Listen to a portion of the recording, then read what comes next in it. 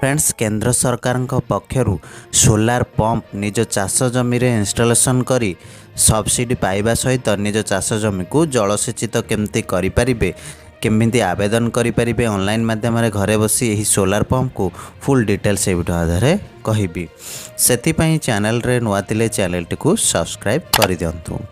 तो फ्रेंड्स केंद्र सरकार चाषी को चाष जमी जलसेचन सौर पंप जोगाई देउछंती जहाद्वारा से माने 24 घंटा जलसेचन सुविधा करें। अतिरिक्त विद्युत उत्पादन रोजगार करें। यही परिप्रेक्षी में राज्य सरकार चाषी मानू 32 लाख सोलार पंप जोगाइवाई लक्ष्य रखिंट जो चाषी मानू पाखापाखि 90% पर्यंत सब्सिडीर सुविधा जोगाई दिज्व। राज्य में चाषी माने प्रधानमंत्री kusum योजना सी अधीन सौर पंप पाई आवेदन करें। एथिपाई सेमानकु ऑनलाइन रे ही आवेदन करने पड़ो।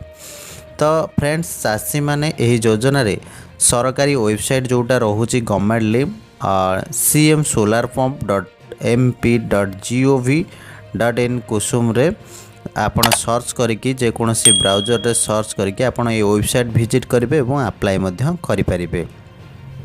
आवेदन करने समय आपन को पंजीकरण जहाँ फीस रोचे चार्जेस रोचे डिपोजिट करने पड़ो। जे राज्य सरकार द्वारा प्रधानमंत्री कुसुम योजना सी पई आवेदन प्रक्रिया खूब शीघ्र आरंभ हो। योजना संपर्क में आपड़ जदि अधिक किसी जानवे ताहले चाषी मैंने से अंचल जो डिस्कम रोचे जिला कार्यालय सहित आप जोगाजोग करें। मे 3 तारिख में मध्य प्रदेश में मंदसौरी जिले में एक राज्यस्तर कृषक मेला और कृषि सम्मेलन आयोजन कराइथिला।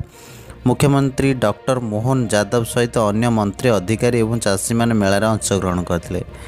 तो मुख्यमंत्री कही जे सरकार चाषी मानू विद्युत क्षेत्र में आत्मनिर्भरशील करने को जाउछंती। तो ए चाषी मैंने सौर शक्ति निज विद्युत उत्पादन करेंगे और पंप चलाई पारे। तो तेबे राज्य सरकार चाषी विद्युत किणवे एथिपाई देय देवे। चाषी सौर पंप केवल 10% मूल्य उपलब्ध करा जिवो। ए योजना अनुसार चाषी मानू 532 हॉर्स पावर हॉर्स पावर पर्यंत सौर पंप 10% राशि रे जमा करने को पड़ो। बाकी राशि राज्य सरकार जोगाई देवे। ये योजना रे चाषी माने विद्युत बिल रु मुक्ति पाइबे।